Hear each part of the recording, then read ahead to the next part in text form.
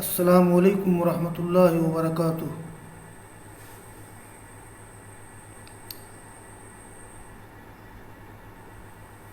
عزیز طلبہ، علوم القرآن میں جو بحث چل رہی ہے وہ یہ ہے کہ قرآن کریم کے وحی الہی ہونے پر جو شبہات ہیں مخالفین اسلام کو یا قرآن کے منکرین کی طرف سے جو شبہات وارد کیے جاتے ہیں قدیم و جدید زمانے میں، وہ بحث چل رہی ہے۔ اس سلسلے میں پہلا شبہ ذکر آ چکا ہے۔ پہلا شبہ میں نے ذکر کیا تھا کہ زعموا ان القرآن الکریم من عند محمد صلی اللہ علیہ وسلم ابتکر معانیہ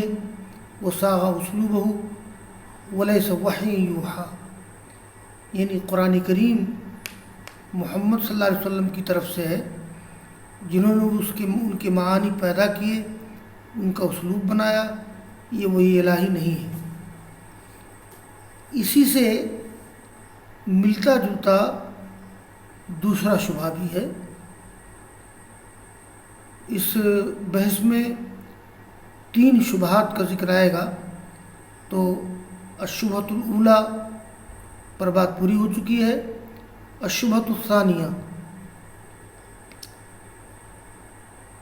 شبہ ثانیہ، دوسرا شبہ کیا ہے؟ میں مباحث فی علوم القرآن کے مصنف کے لب و لہجے ہی میں، ان کے اسلوب میں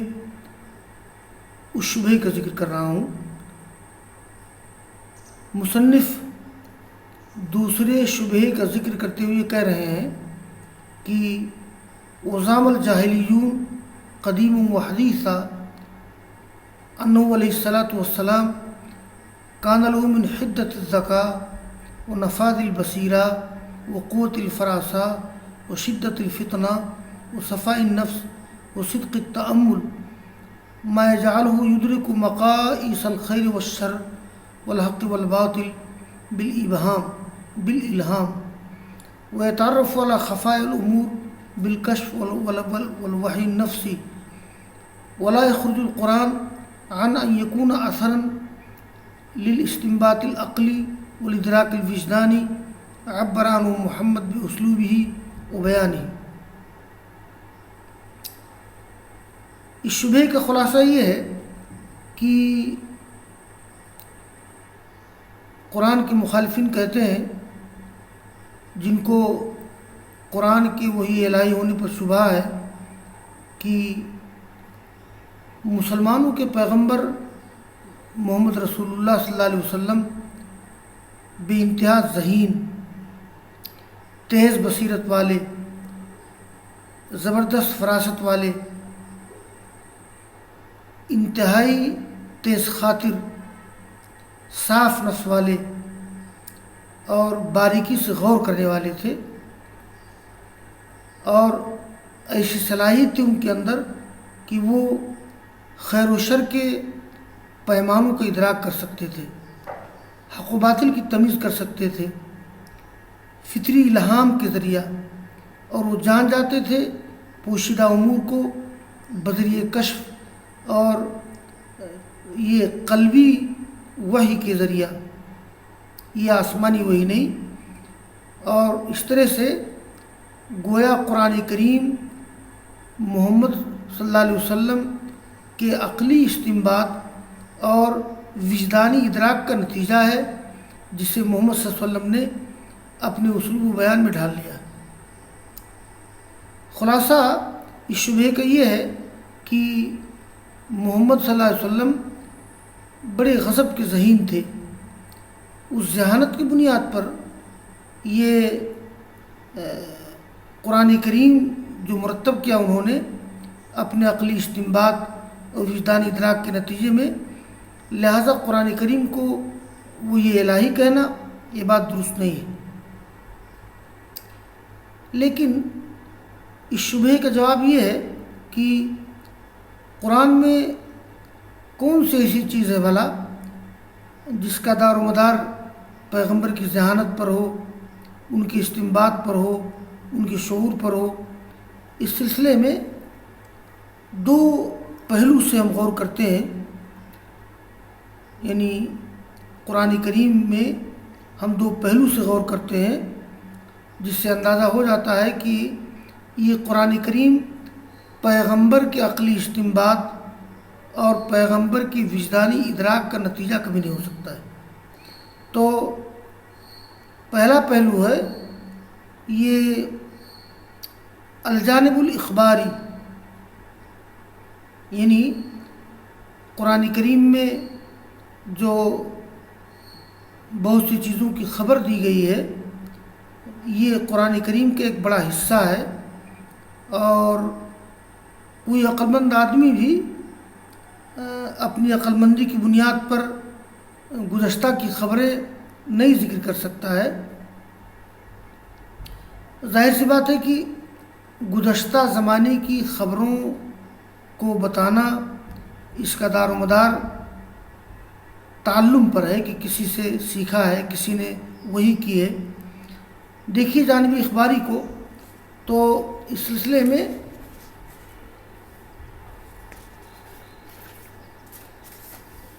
قرآن کریم میں اس سلسلے میں دو چیزوں کا ذکر کرتا ہوں بنیادی طور پر۔ دیکھیے، پہلی بات تو یہ ہے کہ لقد ذکر القرآن انباء من سبق من الامم والجماعات والانبیاء والاحداث التاریخیہ بوقائع صحیحہ دقیقہ کما یذکر شاہد عیان مع طول الزمن الذي يضرب في اغوار التاریخ الى نشأة الكون الاولى بما لا يدع مجالا لاعمال الفکر ودقت الفراسہ۔ یہ اخباری پہلو یہ ہے کہ قرآن کریم نے گزشتہ امتوں، جماعتوں، انبیاء اور تاریخی واقعات کا ذکر بہت ہی باریک بینی کے ساتھ صحیح انداز میں کیا ہے۔ اس انداز سے قرآن کریم میں ذکر آیا ہے جیسے کوئی آنکھوں سے دیکھ رہا ہو اور اس کی نظر تاریخ کے موڑ پر رہی ہو۔ حالانکہ محمد صلی اللہ علیہ وسلم ان امتوں کے معاصر نہیں ہیں، اور جو حادثات و واقعات پیش آئے ہیں آپ کے زمانے سے بہت دور۔ اسی طرح سے اس زمانے کی کتابوں کو بھی آپ نے نہیں پڑھا ہے تاکہ اس کی باریکیاں سمجھ سکیں، اس کی خبریں بیان کر سکیں۔ تو گزشتہ امتوں، جماعتوں، انبیاء اور واقعات کا ذکر کرنا قرآن کریم میں یہ یقیناً اللہ تعالیٰ کی وحی کا نتیجہ ہو سکتا ہے۔ پیغمبر کے عقلی استنباط یا وجدانی شعور کا دخل اس میں نہیں ہو سکتا ہے، اس لیے کہ رسول اللہ صلی اللہ علیہ وسلم گزشتہ زمانے میں تھے ہی نہیں، ان کے سامنے واقعات نہیں ہوئے، مگر اس انداز سے آپ نے گزشتہ انبیاء کا، مختلف جماعتوں کا اور مختلف واقعات کا ذکر کیا ہے جیسے آپ آنکھوں سے دیکھ رہے ہوں۔ ظاہر ہے یہ پیغمبر کے عقلی استنباط یا وجدانی وحی ادراک کا نتیجہ نہیں ہے، بلکہ خالص وحی الہی کا نتیجہ ہے۔ قرآن کریم میں اسی انداز سے بات کہی گئی ہے۔ دیکھیے اس سلسلے میں یہ سورہ قصص کی آیت ہے، اللہ نے فرمایا ہے کہ وما كنت بجانب الغربی اذ قضینا الی موسیٰ الامر وما كنت من الشاہدین ولكننا انشأنا قرونا فتطاول علیہم العمر وما كنت ثاویا فی اہل مدین تتلو علیہم آیاتنا ولكننا كنا مرسلین۔ اللہ نے فرمایا کہ اے نبی، تم مغربی گوشے میں نہیں تھے جب ہم نے فیصلہ کیا موسیٰ علیہ السلام کے لیے معاملے کا، اور نہ تم دیکھنے والوں میں سے تھے، لیکن ہم نے بہت سی قومیں پیدا کی اور ان پر زمانہ بیت گیا اور تم نہیں ٹھہرے ہوئے تھے اہل مدین میں کہ ہماری آیات کی تم تلاوت کرتے، لیکن ہم پیغام بھیجنے والے ہیں۔ یعنی قرآن کریم نے یہ بتایا ہے کہ آپ گزشتہ زمانے میں تو تھے نہیں، ظاہر ہے کہ آپ وہاں موجود نہیں تھے، ہم نے پیغام رسانی کے ذریعے سے آپ کو ساری باتیں بتائی ہیں۔ قرآن کریم میں اللہ نے سورہ ہود میں فرمایا ہے کہ تلک من انباء الغیب نوحیہا الیک ما کنت تعلمها انت ولا قومک من قبل ھذا، یہ غیب کی باتیں ہیں، ہم اس کی وحی کرتے ہیں آپ کی طرف، اور تم اس کو نہیں جانتے تھے، نہ تمہاری قوم جانتی تھی اس سے پہلے۔ اور قرآن کریم نے یوسف علیہ السلام کا واقعہ جس انداز سے ذکر کیا ہے، کیا یوسف علیہ السلام کا اس طرح سے تفصیلی واقعہ پیغمبر کے عقلی استنباط اور وجدانی ادراک کا نتیجہ ہو سکتا ہے؟ دیکھیے اللہ نے فرمایا نحن نقص علیک احسن القصص بما اوحینا الیک ھذا القرآن وان کنت من قبلہ لمن الغافلین۔ اے نبی، ہم تم پر بہترین بیان نازل کر رہے ہیں وحی کے ذریعے سے، اس ذریعے سے جس کے ذریعے سے ہم نے یہ قرآن وحی کی ہے، اور یقیناً تم اس سے پہلے غافل تھے۔ قرآن کریم میں یہ مریم کا واقعہ ذکر کیا گیا ہے، اور ایک سورہ مریم کی آل عمران کی آیت ہے وما كنت لديهم إذ يلقون أقلامهم أيهم يكفل مریم، تم تو وہاں موجود نہیں تھے جب لوگ اپنے قلم ڈال رہے تھے کہ ان میں سے کون مریم کی کفالت کرے گا۔ تو دیکھیے یہ جو اخباری پہلو ہے، میں نے ذکر کیا کہ اخباری پہلو بھی یہ اس بات کا ثبوت ہے، اس بات کی دلیل ہے کہ یہ قرآن کریم پیغمبر کے عقلی استنباط یا وجدانی ادراک کا نتیجہ نہیں ہے۔ اخباری پہلو کے سلسلے میں ایک چیز اور ہے کہ قرآن کریم میں ایسی بہت سی خبریں دی گئی ہیں کہ جن میں بعض قوموں اور بعض انبیاء کے تعلق سے بالکل جیسے کیلکولیٹ کر کے آپ نے حسابی رقم ذکر کیا ہو، تو وَمِنْهَا أَنْبَاءٌ دَقِيقَةٌ تَتَنَاوَلُ الْأَرْقَامَ الْحِسَابِيَّةَ الَّتِي لَا يَعْلَمُهَا إِلَّا الدَّارِسُ الْبَصِيرُ۔ یعنی یہ حسابی گنتیاں قرآن کریم میں بعض واقعات میں حسابی گنتیوں کا ذکر کیا گیا ہے جنہیں انتہائی ہوشیار شخصی جان سکتا ہے، اور رسول اللہ صلی اللہ علیہ وسلم تو نہ تو لکھنا جانتے تھے نہ پڑھنا جانتے تھے۔ تو نوح علیہ السلام کے قصے میں ہے وَلَقَدْ أَرْسَلْنَا نُوحًا إِلَىٰ قَوْمِهِ فَلَبِثَ فِيهِمْ أَلْفَ سَنَةٍ إِلَّا 50 عَامًا فَأَخَذَهُمُ الطُّوفَانُ وَهُمْ ظَالِمُونَ۔ یہ سورہ عنکبوت کی آیت ہے۔ ہم نے نوح علیہ السلام کو بھیجا ان کی قوم کی طرف، تو وہ اپنی قوم میں ٹھہرے 1000 سال، مگر 50 سال یعنی 950 سال، تو انہیں طوفان نے پکڑا اور وہ ظالم تھے۔ دیکھیے یہ قرآن کریم کا بیان یہ بالکل تورات کا ایک حصہ ہے، سفر التکوین اس کے بیان کے مطابق ہے۔ اسی طرح سے قرآن کریم نے اصحاب کہف کا ذکر کیا ہے وَلَبِثُوا فِي كَهْفِهِمْ 300 سِنِينَ وَازْدَادُوا 9۔ یہ سورہ کہف کی آیت ہے۔ وہ لوگ ٹھہرے اپنے غار میں 300 سال تک، بلکہ 309 سال تک۔ تو ظاہر سی بات ہے کہ یہ حسابی گنتیاں اتنی باریک بینی کے ساتھ، کیا یہ پیغمبر کے عقلی استنباط کا نتیجہ ہے؟ کیا پیغمبر کی وجدانی ادراک کا نتیجہ ہے؟ تو یہ اس بات کا ثبوت ہے، اس لیے کہ فَمِنْ أَيْنَ أَتَى محمد صلی اللہ علیہ وسلم بِهَذِهِ الدَّقَائِقِ الصَّحِيَّةِ لَوْ لَمْ يَكُنْ يُوحَىٰ إِلَيْهِ وَهُوَ الرَّجُلُ الْأُمِّيُّ الَّذِي عَاشَ فِي أُمَّةٍ أُمِّيَّةٍ لَا تَكْتُبُ وَلَا تَحْسِبُ۔ یعنی ان باریک علمی ان باریک خبروں کو پیغمبر کیسے لا سکتا ہے بغیر وحی الہی کے؟ اور پھر آپ کی زندگی بھی گزری ہے ایسی امت میں جو نہ خواندہ تھی، نہ پڑھنا جانتی تھی، نہ حساب کتاب جانتی تھی۔ تو یہ تو پہلے شبہ کی ایک طرح سے اخباری پہلو سے میں نے تردید کی ہے۔ تو پہلے شبہ کی تردید کا دوسرا پہلو ہے یہ الناحیت العلمیہ، یعنی الجانب الاخباری اور الجانب العلمی، یعنی گزشتہ قوموں کے بارے میں خبریں دینا ایک پہلو ہے، اور اسی طرح سے اس کا ایک علمی پہلو بھی ہے۔ اگر علمی زاویے سے قرآن کریم پر غور کیا جائے تو اندازہ ہوتا ہے کہ قرآن کریم میں جس انداز کی باتیں بتائی گئی ہیں عقائد کے تعلق سے، دنیا کیسے پیدا کی گئی، اس کا انجام کیا ہوگا، حیات آخرت کے بارے میں، جنت کیا ہے، اس کی نعمتیں کیا ہیں، جہنم کیا ہے،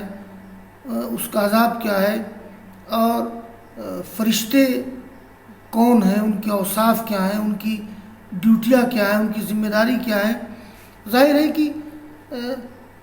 حاضی معلومات لا مجال فیہا لذکاء العقل و قوت الفراس، البتہ یقیناً اس طرح کی معلومات میں کوئی دخل نہیں ہے کسی کی عقل مندی کا اور کسی کی قوت فراست کا، سوائے اس کے کہ اعتراف کرنا پڑے گا کہ قرآن وحی الہی ہے۔ بھئی رسول اللہ صلی اللہ علیہ وسلم لاکھ ذہین ہوں، لیکن کیا اپنی ذہانت سے وہ جنت کے بارے میں، جہنم کے بارے میں، فرشتوں کے بارے میں، قبر کے بارے میں، قیامت کے بارے میں ساری باتیں کیسے کہہ سکتے ہیں؟ چنانچہ قرآن میں اللہ نے فرمایا ہے وَمَا جَعَلْنَا أَصْحَابَ النَّارِ إِلَّا مَلَائِكَةً وَمَا جَعَلْنَا عِدَّتَهُمْ إِلَّا فِتْنَةً لِلَّذِينَ كَفَرُوا لِيَسْتَيْقِنَ الَّذِينَ أُوتُوا الْكِتَابَ وَيَزْدَادَ الَّذِينَ آمَنُوا إِيمَانًا۔ ہم نے جہنم والوں کو فرشتے بنایا ہے، مطلب فرشتوں کو نگراں بنایا ہے، ہم نے ان کی تعداد کو فتنہ بنا دیا ان لوگوں کے لیے جن لوگوں نے کفر کیا، تاکہ وہ لوگ جو جنہیں کتاب دی گئی ہے ان کا یقین بڑھ جائے اور ایمان والوں کے ایمان تازہ ہو جائے۔ یہ قرآن کریم میں ایک جگہ کہا گیا ہے کہ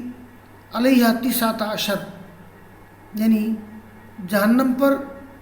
یہ 19 فرشتے ہوں گے۔ اتنی باریک بینی سے فرشتوں کے بارے میں تعداد کا ذکر کرنا، یا علیہ 19 یعنی جہنم پر 9 فرشتوں کے 9 گروپ ہوں گے، ایسا بھی ترجمہ کر سکتے ہیں۔ اللہ نے فرمایا ایک جگہ ما کان ھذا القرآن ان یفتری من دون اللہ ولکن تصدیق الذی بین یدیہ وتفصیل الکتاب لا ریب فیہ من رب العالمین، یعنی یہ قرآن کریم جو ہے، یہ قرآن کریم ایسا نہیں ہے کہ اس کو گھڑا جائے اللہ کے علاوہ سے، لیکن یہ اس چیز کی تصدیق ہے جو اس کے سامنے ہے، اور کتاب کی تفصیل ہے جس میں کوئی شک نہیں ہے رب العالمین کی طرف سے۔ تو خلاصہ یہ ہوا کہ قرآن کریم میں ایک تو اخباری پہلو ہے، یعنی آپ نے گزشتہ قوموں کی خبریں دی ہیں، اور دوسرا قرآن کریم کا علمی پہلو ہے الجانب العلمی، کہ آپ نے ایسی معلومات دی ہیں قرآن کریم میں گزشتہ قوموں کے تعلق سے یا آخرت کے تعلق سے، عقائد کے تعلق سے، ان معلومات کا کوئی تعلق نہیں ہے پیغمبر کی عقل، پیغمبر کی فراست سے۔ اللہ تعالیٰ نے مستقبل کے بارے میں بہت سی باتیں ذکر کی ہیں، جیسے اللہ نے فرمایا کہ وعد اللہ الذین آمنوا منکم وعملوا الصالحات لیستخلفنہم فی الارض کما استخلف الذین من قبلہم ولیمکنن لہم دینہم الذی ارتضی لہم ولیبدلنہم من بعد خوفہم امنا یعبدوننی لا یشرکون بی شیئا۔ آگے اللہ نے فرمایا، یہ آیت نمبر 4 سورہ یونس کی ہے، یعنی آیت نمبر 5 سورہ نور کی ہے، وَلَا يَنْصُرَنَّ اللَّهُ مَن يَنْصُرُهُ إِنَّ اللَّهَ لَقَوِيٌّ عَزِيزٌ